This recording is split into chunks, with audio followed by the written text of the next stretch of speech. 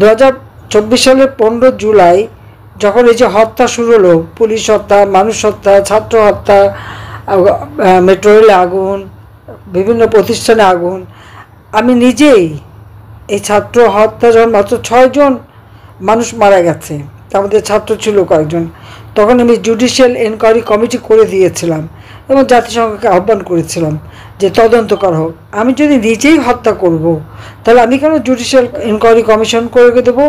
কিন্তু আমি সেটা করেছিলাম কারণ আমি জানতে চাই যে এই হত্যাকাণ্ড কীভাবে হলো, কারা সংগঠিত করলো, এবং যে বুলেট দিয়ে হত্যা হয়েছে সেই বুলেট তো আমাদের পুলিশ ব্যবহার করে না। অথচ মিথ্যা মামলা শুধু না, আন্তর্জাতিক পর্যায়ে পর্যন্ত বদনাম দেওয়া, অ্যামনেস্টি ইন্টারন্যাশনাল এবং জাতিসংঘ যে রিপোর্ট দিয়েছে বা তারা বা বিচার চেয়েছে, আমি অ্যামনেস্টি ইন্টারন্যাশনালকে ডাকবো এবং জাতিসংঘকে বলবো যে তারা আগের যতগুলি হত্যাকাণ্ড হয়েছে প্রত্যেকটা হত্যাকাণ্ডের তদন্ত তাদের করতে হবে। ইউনুস যেমন মেটিকুলাসলি ডিজাইন করে এই চক্রান্ত করেছে, এদেরকে আমি বলবো মেটিকুলাসলি এইসব তদন্তগুলি যেন তারা করে। প্রত্যেকটা কবর থেকে ওই আবু সাইদ থেকে শুরু করে প্রতিটি ছাত্রের লাশ তুলে ফরেন্সিক করে কিভাবে তারা মারা গেছে তার সঠিক তথ্য খুঁজে বের করতে হবে, সঠিক তদন্ত করতে হবে। এটা আমারই দাবি যে তদন্ত করে তারপর তারা দেখুক যে এই হত্যাকাণ্ডগুলি কে ঘটিয়েছে।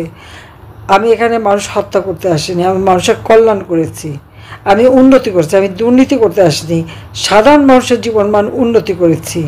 সেখানে আমার অপরাধটা কী?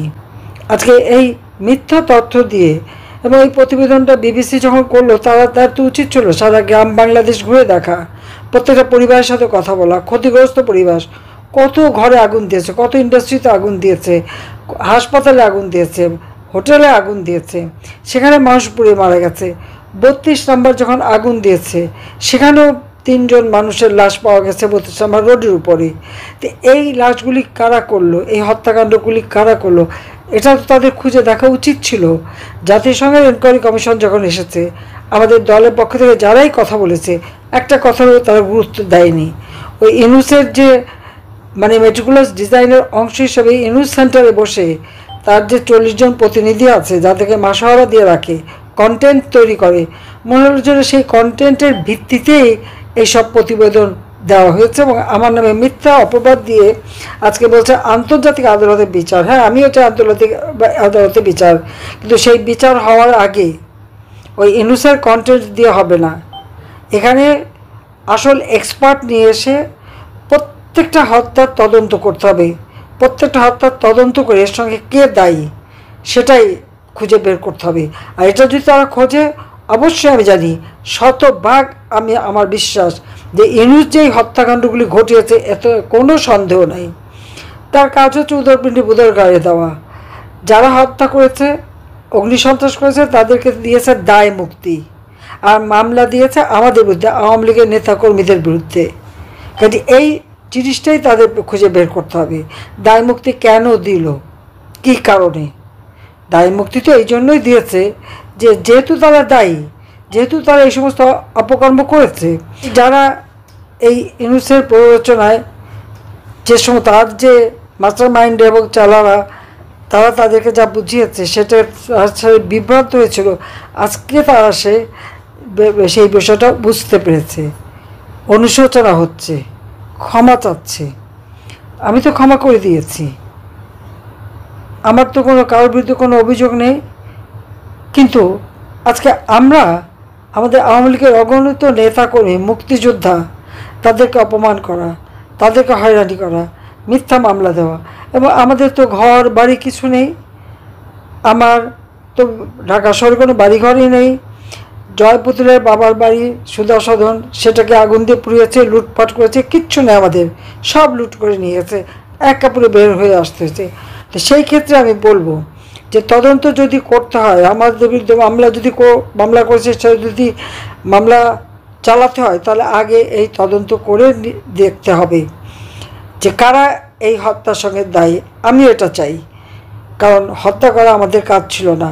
তাহলে তো যখন থেকে তারা ছাত্র আন্দোলনে নেমেছে তখনই তাদের উপরে হামলা করে তাদেরকে তুলে দেওয়া যেত, যেটা ডক্টর ইউনূস এখন করে।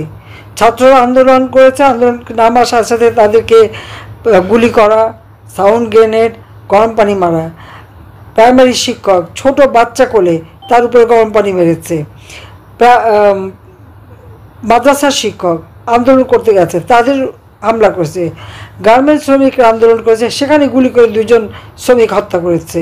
শ্রমিকদের একটা ইন্ডাস্ট্রি বন্ধ করে দিয়েছে, শ্রমিকদের পেটে লাথি মেরেছে, তারা আজকে কাজ পায় না। এগুলি কারা করেছে? এগুলি অপরাধ না? আর হত্যাকাণ্ড তো এখনও চলছে, আজ পর্যন্ত চলছে। গত 2 দিন আগেও আমাদের যুবলীগের এক নেতাকে হত্যা করেছে। একের পর এক তারা হত্যাকাণ্ড করে যাচ্ছে এবং এর কোনো বিচার নাই, কোনো নালিশ করার জায়গা নেই, মামলা করা যাবে না। যারা ক্ষতিগ্রস্ত তারা মামলা করতে পারে না, কিন্তু আমাদের বিরুদ্ধে মামলা একটার পর একটা, 450-র উপর মামলা, সব নাকি হত্যাকাণ্ড।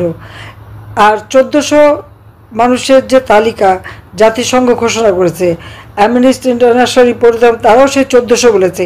আমি তাদেরকে চ্যালেঞ্জ দিচ্ছি, সেই 1400 নাম তারা বলবে। আর যে লিস্ট গেজেট করেছে সরকার, 832 জন না কতজন, ওই গেজেটে যাদেরকে মানে নিহত শহীদ বলেছে, প্রত্যেকটা কেস তদন্ত করে দেখুক এর মধ্যে কতটা ফাঁক আছে। কেউ হয়তো হার্ট ফেল করে মারা গেছে, কেউ অ্যাক্সিডেন্টে মারা গেছে, কেউ লুট করতে যেয়ে মারা গেছে, কেউ আগুন দিতে যেয়ে মারা গেছে, বা ও যারা অগ্নি সন্ত্রাস করেছে সেখানে ঢুকে লুট করতে যেয়ে মারা গেছে, সবাই নাকি শহীদ হয়ে গেছে। তো এমনকি আমার বিরুদ্ধে যত হত্যাকাণ্ড মামলা, অনেকে তো জীবিত হয়ে ফিরে এসেছে। তাহলে কিসের বিচার করবে? ইউনুস করেছে সেই 7.62 বুলেট দিয়ে মানুষ হত্যা, আর সে দোষটা পাচ্ছে এখন আমার উপরে। আন্তর্জাতিকভাবে আমার সমস্ত ইমেজ নষ্ট করার জন্য এই মিথ্যা অপবাদ ছড়িয়ে বেড়াচ্ছে। তার টাকা আছে, যে জনগণের অর্থ আত্মসাৎ করে বিরাট অঙ্কের টাকা, আর তাছাড়া এদিকে সেই আমেরিকানদের টাকা, কারণ আমেরিকানদের কাছে তার টাকা নেওয়া এবং তার কাজটা কি আমার দেশটাকে ধ্বংস করা। বঙ্গোপসাগরে তাদের ঘাঁটি, করিডোর দেওয়া, অর্থাৎ আমার সাগরও বেচবে, আমার করিডোরও বেচবে, আমার পোর্টও বেচবে। দেশ আজকে সেন্ট মার্টিন দ্বীপে এই 10 মাসে কেউ যেতে পারেনি। সেন্ট মার্টিন দ্বীপে কোথায়, কেন যেতে পারেনি? সেন্ট মার্টিন বিক্রি করে দিল নাকি? সেটাও খোঁজ নেন। তো দেশ বিক্রি করে, আমি বঙ্গবন্ধু শেখ মুজিবের মেয়ে, আমি তো দেশ বিক্রি করে ক্ষমতা থাকতে চাইনি, কিন্তু আজকে তারা সেটা করেছে। আর সর্বনাশ করে দিচ্ছে কি বাংলাদেশে, আজকে অর্থনীতি ধ্বংস। এমনকি দিন আনি দিন খাই, তারাও আজকে কোনো অর্থ উপার্জন করতে পারে না। ওয়ার্ল্ড ব্যাংকেরই হিসাব হচ্ছে 30 লক্ষ মানুষ দরিদ্র সীমায় নেমে গেছে, অথচ আমি 15 বছরে 5 লক্ষ মানুষকে অতি দরিদ্র থেকে মধ্যবিত্তে উন্নীত করেছি।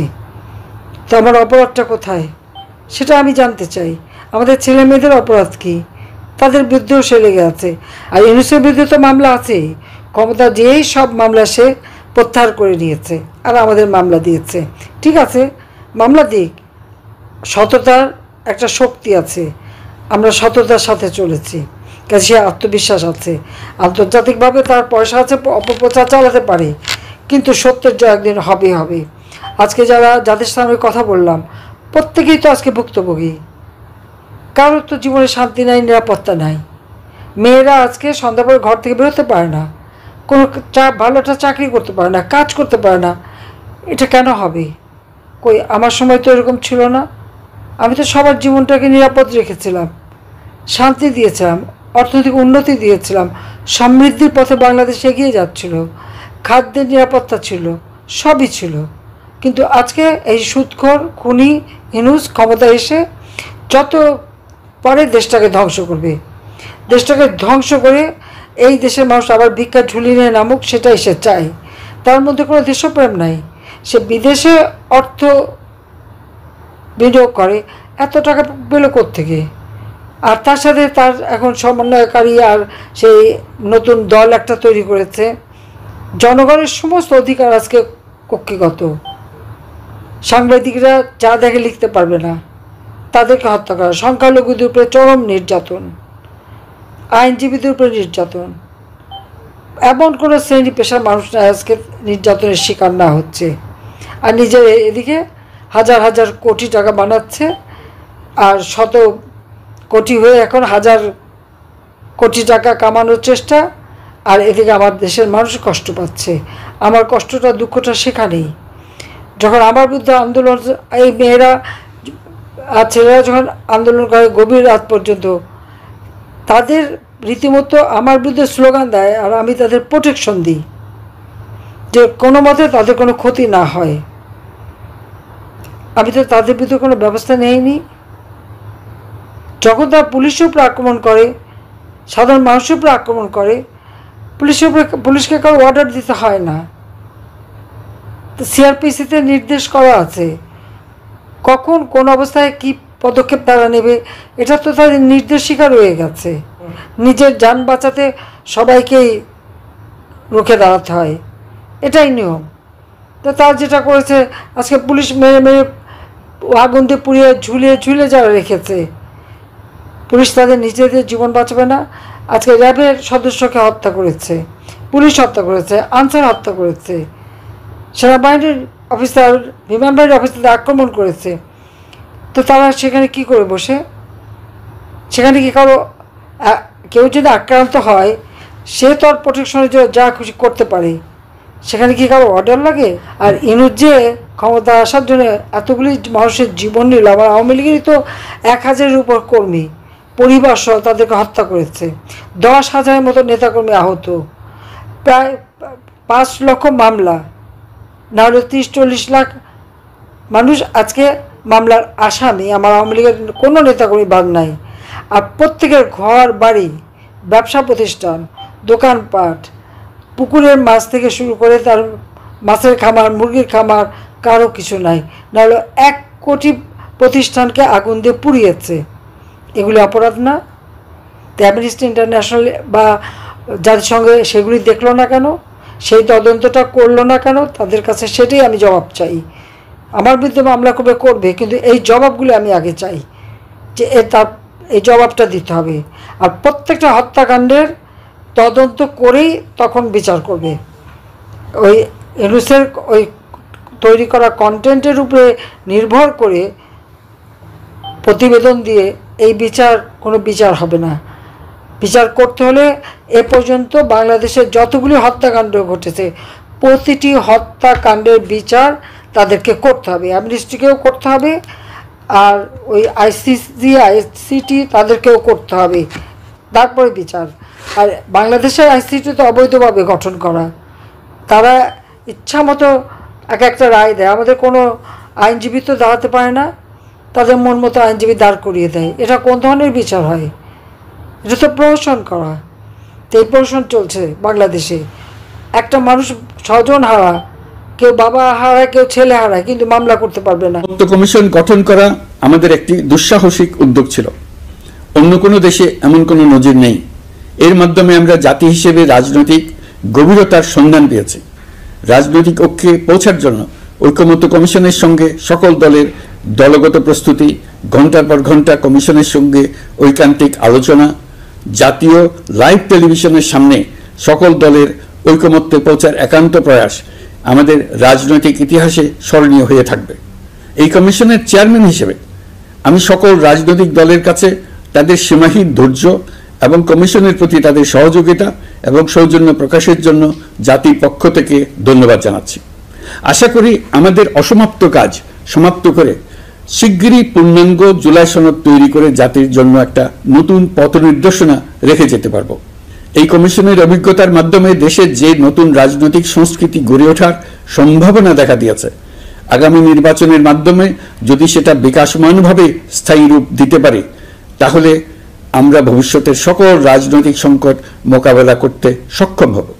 সকল প্রস্তুতি সমাপ্ত করে দেশের সকল মানুষের, কিশোর কিশোরী, তরুণ তরুণী, ছাত্রছাত্রী, কৃষক, জেলে, গৃহিণী, দিনমজুর, শ্রমিক, ব্যবসায়ী, পেশাজীবী, শিল্পী সবাই মিলে চেষ্টা করে একটা সুন্দর নিখুঁত নির্বাচন আয়োজন করে নতুন বাংলাদেশের দৃঢ় ভিত্তি রচনা করব।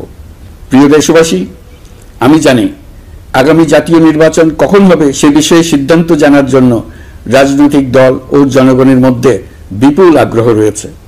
আমি বারবার বলেছি, এই নির্বাচন ডিসেম্বর থেকে আগামী বছরের জুনের মধ্যে অনুষ্ঠিত হবে।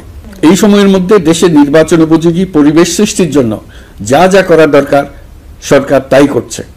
এখানে মনে রাখা জরুরি, বাংলাদেশ স্বাধীনতার পর থেকে যতবার গভীর সংকটে নিমজ্জিত হয়েছে তার সবগুলোরই প্রধান কারণ ছিল ত্রুটিপূর্ণ নির্বাচন। ত্রুটিপূর্ণ নির্বাচন প্রক্রিয়ায় বারবার ক্ষমতা কক্ষিগত করার মধ্য দিয়ে একটি রাজনৈতিক দল বর্বর ফ্যাসিস্টে পরিণত হয়েছিল। এই ধরনের নির্বাচন যারা আয়োজন করে তারা জাতির কাছে অপরাধী হিসেবে চিহ্নিত হয়ে যায়। এমন নির্বাচনের মধ্য দিয়ে যে দল ক্ষমতায় আসে তারাও জনগণের কাছে ঘৃণিত হয়ে থাকে। এই সরকারের একটি বড় দায়িত্ব হলো একটি পরিচ্ছন্ন, উৎসবমুখর, শান্তিপূর্ণ, বিপুলভাবে অংশগ্রহণের পরিবেশে একটি নির্বাচন অনুষ্ঠান করা, এমন একটি নির্বাচন আয়োজন করা যাতে করে দেশ ভবিষ্যতে নতুন সংকটে না পড়ে। এই জন্য সবচেয়ে বেশি গুরুত্বপূর্ণ হলো প্রাতিষ্ঠানিক সংস্কার। যেই প্রতিষ্ঠানগুলো নির্বাচনের সঙ্গে সরাসরি জড়িত সেগুলোতে যদি সুশাসন নিশ্চিত করা না যায় তাহলে ছাত্র জনতার সকল আত্মত্যাগ বিফলে যাবে। সংস্কার, বিচার, নির্বাচন এই তিনটি ম্যান্ডেটের ভিত্তিতে আমরা দায়িত্ব গ্রহণ করেছিলাম। সেই বিবেচনায় আগামী রোজার ঈদের মধ্যে সংস্কার ও বিচারের বিষয়ে আমরা একটি গ্রহণযোগ্য জায়গায় পৌঁছতে পারব বলে বিশ্বাস করি। বিশেষ করে মানবতা বিরোধী অপরাধের বিচার, যা কিনা জুলাই গণ অভ্যুত্থানের শহীদদের প্রতি আমাদের সম্মিলিত দায়,